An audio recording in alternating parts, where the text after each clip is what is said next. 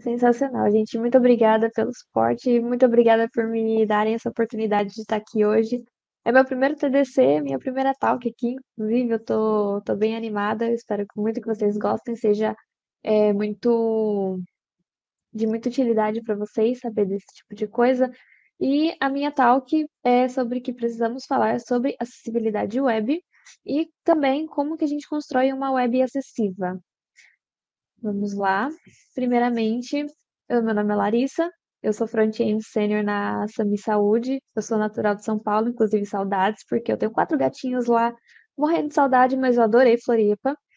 Eu tenho por cerca de 7 anos de experiência na área de tecnologia.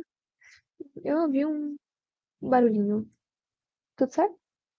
Certo. Ah, tudo bem então.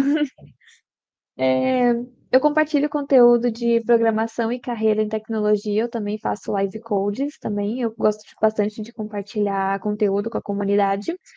Falo principalmente da área de front-end, desenvolvimento de jogos, desenvolvimento de software. Eu falo até o cansar dos meus gatinhos. Falo sobre livros técnicos, não técnicos, universo de tecnologia. Tem bastante conteúdo aí que eu falo. Eu sou realmente uma bela de uma tagarela, mas é um conteúdo que eu acho que vocês vão gostar. Bom, aí eu trouxe aqui a minha proposta de o que que é acessibilidade.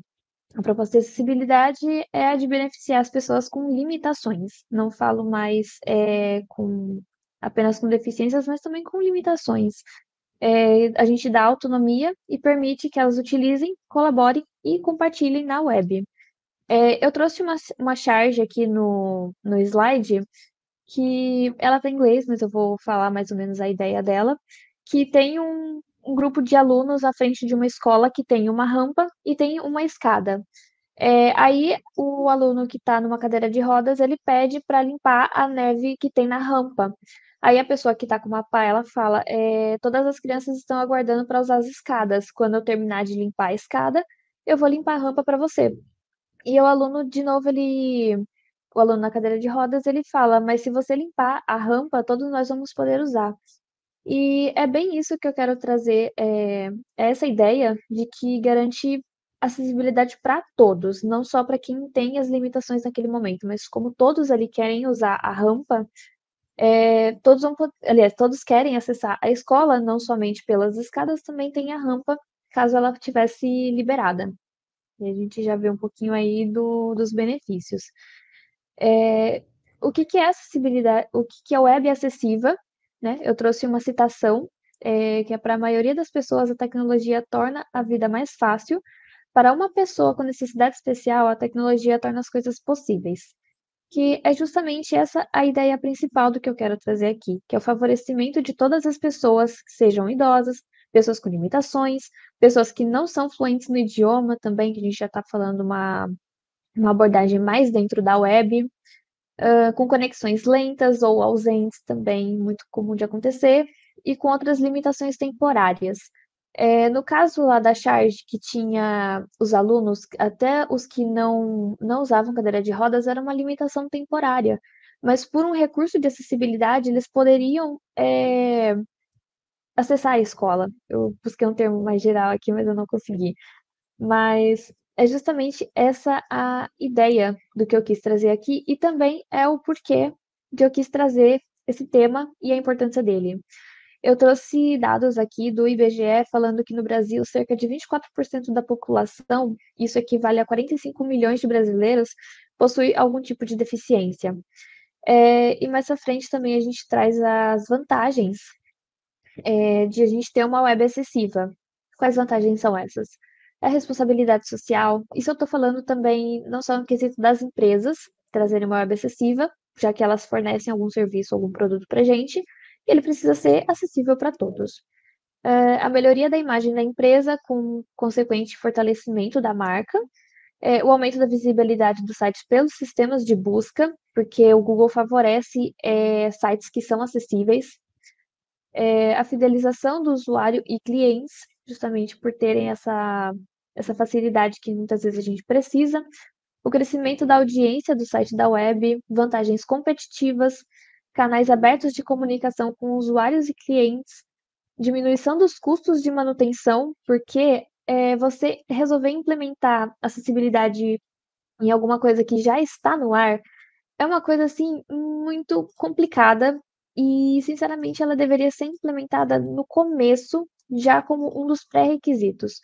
Um exemplo que eu gosto muito de pensar é quando você está construindo um prédio, você constrói a rampa, mas não é depois que o prédio. Aliás, você constrói as escadas, mas não é depois que o prédio está construído que você vai construir uma rampa, entendeu? Isso é o básico. Então, é justamente por reduzir esse custo de manutenção também. A melhoria do desempenho e o aumento de interoperabilidade. Perdão. Bom, essas são as vantagens que eu trago aqui para a gente fazer uma web acessível. E também, isso não é somente um direito, mas também é um dever. A Lei 10.098 foi o primeiro avanço na legislação brasileira em relação à acessibilidade. Ela estabelece normas gerais e critérios básicos para a promoção de acessibilidade de pessoas com deficiência ou mobilidade reduzida. E tem o decreto também. Essa lei ela foi regulamentada no decreto 5.296, em 2 de dezembro de 2004, e ele estabelece a utilização com segurança e autonomia dos sistemas e meios de comunicação de informação. Bom, já entendemos que tipo isso é absolutamente necessário, mas aí também a gente se pergunta, quem é que define a acessibilidade web? Ela é definida pelo World Wide Web Consortium, ou o W3C. Esse documento criado por eles, que é o Web Content Accessibility Guidelines, ou o WCAG, perdão, ele é o padrão abrangente para acessibilidade web. Ele é tipo, considerado o documento principal para acessibilidade que pode basear não só desenvolvedores, mas também a equipe responsável por promover a acessibilidade em produtos. Agora sim, vamos falar sobre construir uma web acessível realmente. Boa parte da pauta da Nívia, que foi uma das últimas palestrantes, ela trouxe bastantes conceitos muito legais sobre como a gente aplica acessibilidade na web. E eu vou reforçar alguns deles, trazendo uma abordagem um pouco mais na base da construção. O que eu trouxe aqui hoje? Eu trouxe os princípios, ou também as características, que são os pilares que constroem a base da acessibilidade web. A gente tem 4 princípios. Eles têm que ser perceptível, operável, compreensível e robusto. Esses são os 4 pilares que a gente vai tentar reformular em todas as partes da web que a gente estiver aplicando acessibilidade. E dentro dos princípios, a gente tem as diretrizes, que são os objetivos básicos para serem implementados dentro de cada princípio. E vamos ver agora os princípios. Eu vou começar pelo princípio perceptível, no qual as informações e os componentes da interface do usuário devem ser apresentáveis ao usuário de maneira que ele possa perceber. O seu site ele funciona para pessoas com baixa visão? Ou em modelo de escala cinza? Ele pode ser acessado de alguma outra fonte? Ele vai ter o funcionamento normal? Aí, nos exemplos com a bolinha azul, ele tem as diretrizes que tem dentro desse princípio, que nesse caso são as alternativas em texto, a mídia dinâmica ou contínua, ele tem que ser adaptável, o conteúdo, e ele também tem que ser distinguível. Bom, a gente pode até mesmo já ver os outros princípios, que o próximo seria o operável, que nele os componentes da interface do usuário e a navegação devem ser operáveis. A funcionalidade está disponível a partir de um teclado. Os usuários podem usar diferentes modalidades de entrada além do teclado. Muitas vezes a gente pode pegar nesse princípio também os leitores de tela. Então, os diretrizes que a gente tem dentro desse princípio, ser acessível por teclado, o tempo suficiente, que é tipo ter tempo de você visualizar o conteúdo e conseguir entender ele. Um exemplo legal disso é quando a gente está usando, sabe aqueles sites que tem um carrossel? O tempo de visualização daquele banner, por exemplo, é uma coisa que atinge nesse princípio. O conteúdo ele não ter alguma coisa que possa causar convulsões. Por isso que entra a importância da gente ter, perdão, não me recordo o nome, mas a gente ter noções de acessibilidade também em design de sites, não apenas na parte da programação.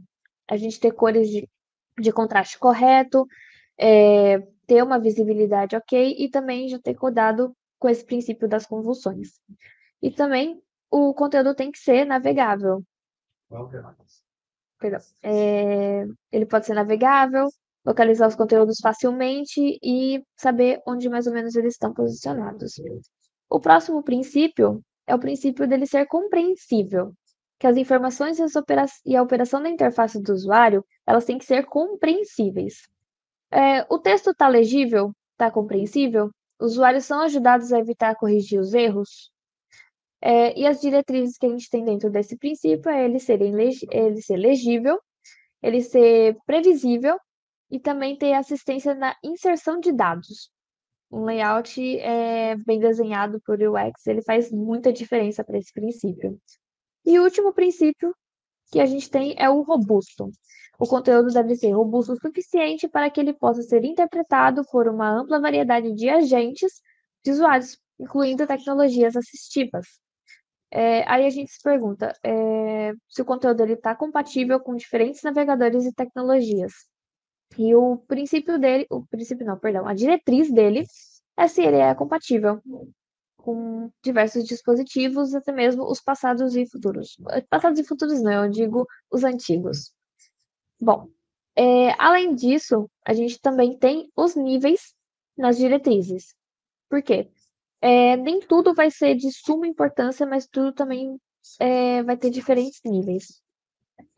Os níveis são indicados como A, AA e AAA, sendo o AAA de maior nível de conformidade e o A é o de mais baixo nível de conformidade. É claro que todos têm a sua importância, mas tem aí uma classificação para a gente conseguir adequar melhor. Vejamos aqui. Aí agora a gente vai começar a ver, reforçando o conteúdo trazido pela Nívia, sobre o código semântico em páginas, já na parte na construção de um site. A gente pode ver aqui um código semântico a partir do idioma da página. Você define o idioma e até mesmo o sotaque. O sotaque utilizado por leitores de tela quando você inicia uma tag de HTML, que é o conteúdo de marcação para sua página, quando você define o idioma. Isso é importante porque pessoas que não estão visualizando a tela vão conseguir ouvir o conteúdo que está lá apresentável a partir disso, e isso também melhora justamente por você identificando o idioma, você consegue melhor entender o conteúdo da página. O próximo deles, da parte semântica, é sobre o título. O título ele tem que ser muito perceptível, lembrando dos princípios que a gente acabou de ver. Se você tem um título na empresa, só o título da empresa, você não sabe identificar qual é a página que você está acessando naquele momento, fica muito ruim de você conseguir perceber isso. Então, a gente tenta o máximo ser o mais claro possível em relação ao título das páginas e em outros conteúdos que a gente vai ver a seguir. A semântica agora do layout da página. Na parte de desenvolvimento, a gente tem algumas tags semânticas que a diferença delas é justamente o conteúdo que ela retorna para a gente. No caso aqui, tem um exemplo de uma div com ID nave e uma com ID main. Elas podem ter exatamente as mesmas características no layout? Podem. Só que na parte de acessibilidade isso não vai ser muito bom. É por isso que a gente define alguma coisa que vai ser navegável, como por exemplo um menu, a gente usa uma tag nave. Se a gente vai centralizar o conteúdo central de um conteúdo, a gente vai usar uma tag main. Seguindo aqui, também essa questão de tabelas para layouts de página. Isso acontecia muito antigamente. Em alguns sites, antigamente, as tabelas, elas eram... na verdade, não eram as tabelas o problema. As tabelas são muito, muito, mas muito úteis. Mas o problema é você usar uma tabela para você apresentar um conteúdo visual, que não eram informações, para fazer layout mesmo.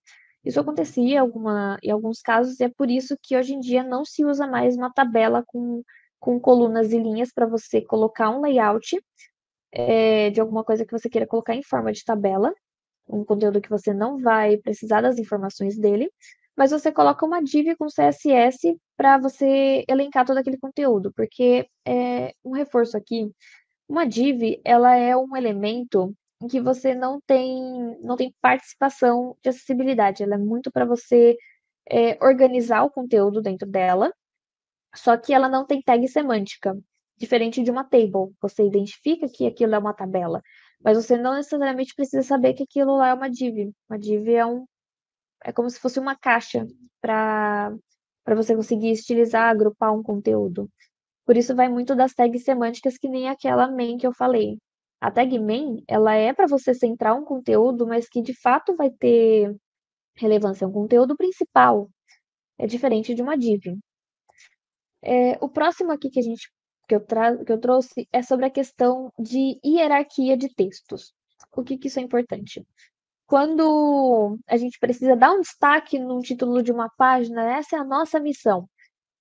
Você não vai mais colocar dentro de uma tag com uma estilização, como por exemplo acontecia com a tag strong.